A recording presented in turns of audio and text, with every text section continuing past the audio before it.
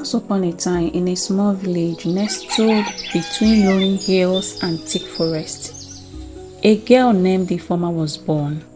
Unlike other children, Ifeoma has an unusual large stomach, which made her stand out. From the moment she could walk, the other children would point and laugh at her. Even the elders, with their long memories and supposed wisdom, would shake their heads when they saw her. They whispered that such a girl could never be normal, that she carried a strange curse. Ifeoma tried her best to ignore the laugh and the stares, but as she grew older, the testing became harder to bear.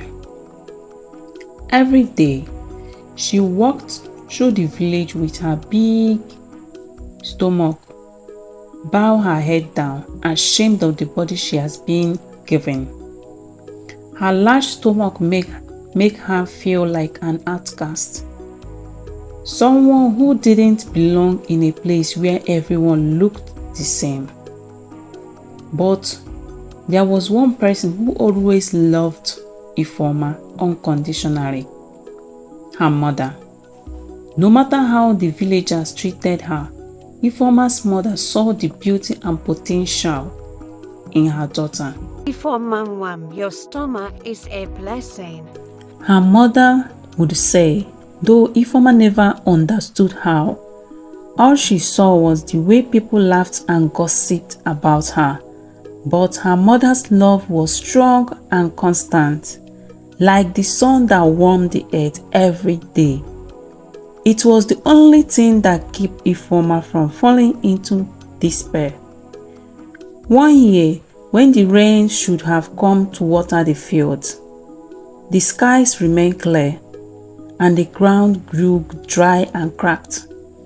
The rivers that used to flow full and strong began to shrink,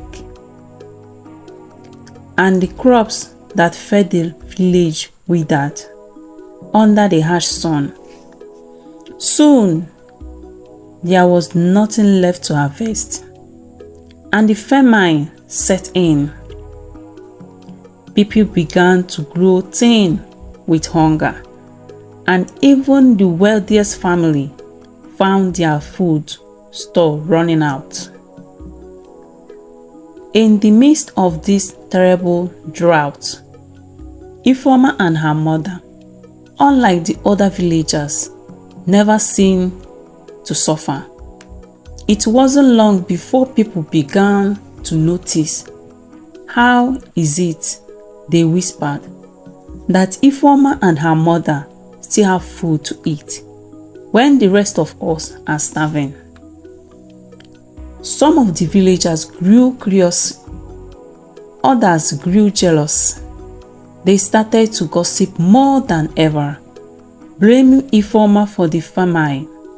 She always seemed strange with that big stomach of hers, they said. Perhaps she has caused us all. But the truth was something no one could have imagined.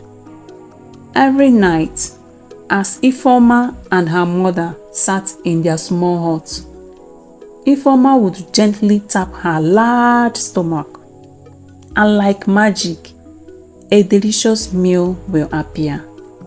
Plates of yam, rice, and meat will fill their table, even enough to keep them satisfied, even as the village around them starved. At first, Ifeoma was as surprised as her mother. But soon, they realized that her stomach held a secret power. It could summon food when needed, an endless supply. One evening, when the famine has grown unbearable, and the people were too weak to walk far from their homes, a desperate villager spied on Ifeoma's hut. His eyes withered as he saw the food appear out of thin air when Ifeoma tapped her stomach. Without a second, he ran back to the village square and spread the news like wildfire. Ewo, Ifeoma can make food appear from her stomach. By morning, the entire villagers was at her doorstep, pleading for something to eat. Hungry faces, from children to elders, stared at her with wild horror eyes. Even the village king, who had once laughed at Ifeoma's appearance, stood humbly among the crowd. The village, once so quick to mock her, now needed her more than ever. Ifeoma hesitated. She had spent her whole life being ridiculed by those people. They had called her names, laughed at her, and spread rumors. Now, they were begging her for help. Her heart felt heavily with confusion. She should help them after everything they have done to her. It was her mother's gentle hand on her shoulder that gave her the answer. "We must always choose love, Ifeoma," her mother said softly, "no matter how others treated us." Taking a deep breath, Ifeoma stepped back.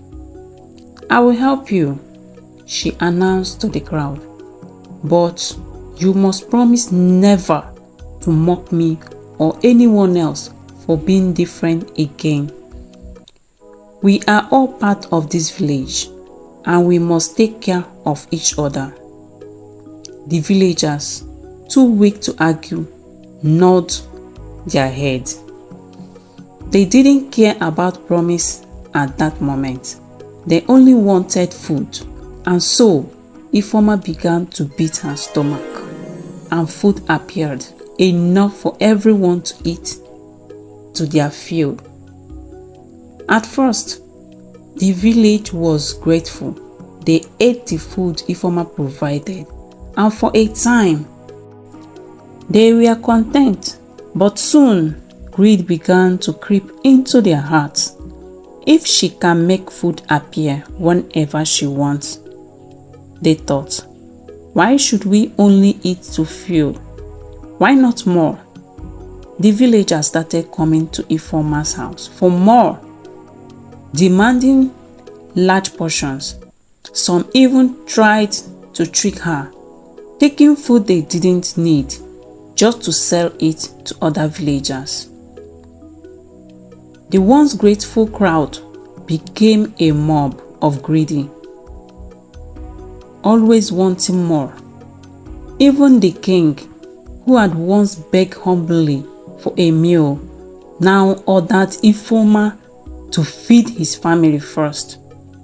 He began to use his position to make more than his share, leaving the rest of the village to fight over what was left. Ifeoma grew tired and weary. Her stomach ached from the constant beating, and she began to regret helping the villagers at all. They had not learned kindness or respect. They had only grown more selfish. One day, the tension in the village reached a breaking point. A group of villagers, led by a man named Okechi, demanding that Ifeoma should give him food before every other person. "We are ones who deserve it," Okechi shouted.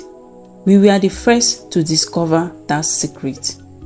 Others argued back, insisting that everyone should be fed equally. A fight broke out in the village square, with people grabbing at each other, shouting and pushing. It seems as though the famine, Ifeoma, had made everyone forget their humanity. Just as things were about to get violent, Ifeoma stepped forward once more. "Enough!" she shouted. Her voice, usually so quiet, echoed across the square. "I will not allow this to continue." The village fell silent, ashamed of their behavior. Even Okechi lowered his head. Ifeoma stood tall, her large stomach a reminder of the power she carried. "I have tried to help you all," she said, "but you have let greed and selfishness take over. From now on, I will only provide food for those who are truly in need. If you want more, you must learn to share with one another." The king, who had watched chaos unfold from his palace, realized that Ifeoma was not just an ordinary girl. She had a wisdom and strength that went far beyond her years. He called for a meeting of the village elders and made an announcement.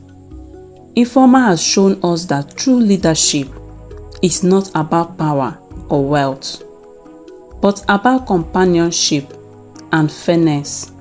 The king said, "I believe she is one who should lead us into the future." And so, the king crowned Ifeoma as the next queen of the village. Her mother, who had always believed in her daughter, wept tears of joy. The villagers, humbled by Ifeoma's kindness, swore to follow her example and treat others with respect and care. From that day on, the villagers changed. People no longer mock Ifeoma for her large stomach. Instead, they humble her as their queen and protector. Under her rule, the village prospered, not because of the magic in her stomach, but because Ifeoma has taught them the true meaning of generosity and love.